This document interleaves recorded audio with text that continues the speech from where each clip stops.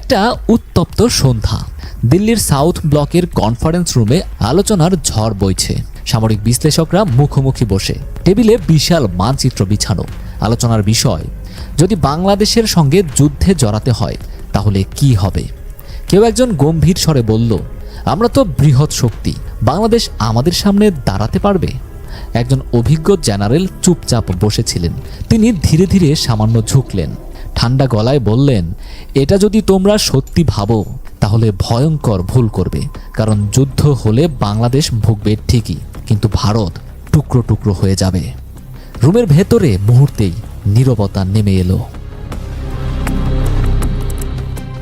বাংলাদেশ এমন এক দেশ যেখানে যুদ্ধ করা শুধু কঠিন নয়, প্রায় অসম্ভব। চারপাশে নদী, খাল, বিল আর নিচু জমির কারণে ভারী সামরিক যান চলাচলের সুযোগ কম। ট্যাঙ্ক বা বড় অস্ত্র বাংলাদেশে প্রবেশ করানো গেলে তা সহজেই আটকে পড়বে কাদার ফাঁদে। ইতিহাস ঘাটলেও দেখা যায় বহিরাগত শক্তিগুলো এখানে এসে বারবার সমস্যায় পড়েছে। মুঘল আমলেও বাংলার নবাবরা প্রায় স্বাধীনভাবেই শাসন করতেন। ব্রিটিশরা এত বছর ভারত শাসন করলেও বাংলার গ্রাম অঞ্চলে প্রবেশ করাটা তাদের জন্য কঠিন ছিল। 1971 সালের যুদ্ধেও এটাই দেখা গেছে। গেরিলা পদ্ধতিতে যুদ্ধ করে বাংলাদেশিরা পাকিস্তানের মতো সুসজ্জিত সেনাবাহিনীকে হারিয়ে দিয়েছিল। এই ভূখণ্ডে দীর্ঘমেয়াদী সামরিক অভিযান চালানো যে কোনো দেশের জন্য দুঃস্বপ্নের মতো। বিশ্ব অর্থনীতির সমীক্ষাগুলো বলছে, যদি সঠিক পথে এগোয় তাহলে 2050 সালের মধ্যে ভারত চীনের পর দ্বিতীয় বৃহত্তম অর্থনীতি হতে পারে। কিন্তু কোনো ধরনের যুদ্ধে জড়িয়ে পড়লে এই স্বপ্ন শেষ হয়ে যাবে। যুদ্ধের খরচ ব্যাপক, যা ভারতের অর্থনীতির ওপর বিশাল চাপ সৃষ্টি করবে। বিদেশি বিনিয়োগ কমবে, বাজারে মন্দা নেমে আসবে। যুদ্ধের ধাক্কায় দেশটির রাজনীতিতেও অস্থিরতা বাড়বে। অভ্যন্তরীণ অসন্তোষ সৃষ্টি হলে ভারতের বিভিন্ন বিচ্ছিন্নতাবাদী আন্দোলন আবার মাথাচাড়া দিয়ে উঠতে পারে। এতে ভারতের অভ্যন্তরীণ স্থিতিশীলতা হুমকির মুখে পড়বে। সুপার পাওয়ার হতে গেলে দীর্ঘমেয়াদী পরিকল্পনা, কূটনৈতিক দক্ষতা এবং অর্থনৈতিক স্থিতিশীলতা দরকার হয়। কিন্তু যুদ্ধ মানেই এই সব কিছু ধ্বংসের পথে ঠেলে দেওয়া। চীন দীর্ঘদিন ধরে বাংলাদেশের ঘনিষ্ঠ মিত্র।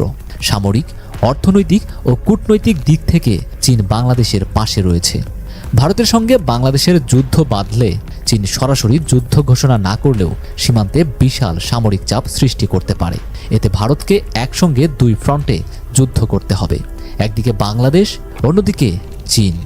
ইতিহাস বলে, দুই ফ্রন্টে যুদ্ধ চালানো কোনো দেশের পক্ষেই সহজ নয়। দ্বিতীয় বিশ্বযুদ্ধে হিটলারও এই ভুল করেছিল এবং শেষ পর্যন্ত পরাজিত হয়েছিল। চীনের এই সমর্থন বাংলাদেশের সামরিক শক্তিকেও বহুগুণে বাড়িয়ে তুলবে। ভারতের জন্য এটি অত্যন্ত সংকটের কারণ হয়ে দাঁড়াবে। ভারতের উত্তর পূর্বাঞ্চলের 7টি রাজ্য, যা 7 সিস্টার নামে পরিচিত, সামরিক দিক থেকে ভারতের জন্য সবচেয়ে দুর্বল অঞ্চল। এই রাজ্যগুলো ভারতের মূল ভূখণ্ডের সঙ্গে সংযুক্ত মাত্র 40 কিলোমিটার চওড়া একটি সরু পথ দিয়ে, যা চিকেন নেক নামে পরিচিত। বাংলাদেশের সঙ্গে যুদ্ধ বাঁধলে চীন সহজেই এই অঞ্চল দখল করে ভারতকে দুই টুকরো করে দিতে পারে। এটাই ভারতের সবচেয়ে বড় দুর্বলতা। চীন দীর্ঘদিন ধরে অরুণাচল প্রদেশের একটা বড় অংশ নিজের দাবি করে আসছে। যুদ্ধ বাঁধলে তারা সেই অঞ্চল দখল করতে চাইবে। ভারতের সামরিক বিশ্লেষকরাও স্বীকার করেন, এই অঞ্চলকে রক্ষা করা তাদের জন্য কঠিন হবে। সুতরাং বাংলাদেশের সঙ্গে যুদ্ধে জড়ানো মানে ভারত নিজের অস্তিত্বকেই হুমকির মুখে ফেলা। বিশ্ব রাজনীতিতে ভারত ও যুক্তরাষ্ট্রের সম্পর্ক সবসময় সুবিধাবাদী। ভারত যতই শক্তিশালী হচ্ছে, ততই যুক্তরাষ্ট্র এটিকে ভবিষ্যতের প্রতিদ্বন্দ্বী হিসেবে দেখছে। যদি ভারত বাংলাদেশের বিরুদ্ধে আগ্রাসন চালায়, তাহলে যুক্তরাষ্ট্র এটিকে ভারতের উত্থান থামানোর সুযোগ হিসেবে নিতে পারে। যুক্তরাষ্ট্রের গোয়েন্দা সংস্থা সিএআই ভারতের অভ্যন্তরীণ বিদ্রোহী গোষ্ঠীগুলোকে উস্কে দিতে পারে। কাশ্মীরে পাকিস্তানের হস্তক্ষেপের পথ আরও উন্মুক্ত হবে। আন্তর্জাতিক নিষেধাজ্ঞা এবং পশ্চিমাদের চাপের কারণে ভারতের অর্থনীতিতে বিশাল ধাক্কা লাগবে। ফলে যুদ্ধের ফলে যে আন্তর্জাতিক জোট ভারতের বিপক্ষে চলে যাবে, সেটাই ভারতকে আরও বড় সংকটে ফেলবে। সামরিক শক্তির দিক থেকে ভারত শক্তিশালী হতে পারে, কিন্তু যুদ্ধ কখনোই শুধু অস্ত্রের শক্তিতে জেতা যায় না। আমেরিকা ভিয়েতনাম দখল করতে পারেনি, রাশিয়া আফগানিস্তানে টিকতে পারেনি, কারণ যুদ্ধের আসল শক্তি হলো ভূমির মালিকানা ও প্রতিরোধের মনোবল। বাংলাদেশের মানুষ 1971 সালে যেমন প্রতিরোধ করেছিল, তেমনি প্রতিরোধ গড়ে তুলবে। ভারতের বিরুদ্ধে যুদ্ধ বাঁধলে যুক্তরাষ্ট্র, চীন, পাকিস্তান সক্রিয় হয়ে যাবে।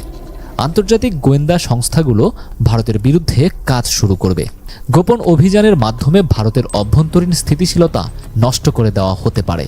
ফলে যুদ্ধ শুরু করলে ভারতই ক্ষতিগ্রস্ত হবে। দিল্লির সেই কনফারেন্স রুমের নীরবতা এখনো ভাঙেনি। সামরিক বিশ্লেষকেরা মুখে চাওয়াচাওয়ি করছে। ভারতের গণমাধ্যম যতই শক্তিশালী হয়ে ওঠার গল্প বলুক, বাস্তবতা একেবারে আলাদা।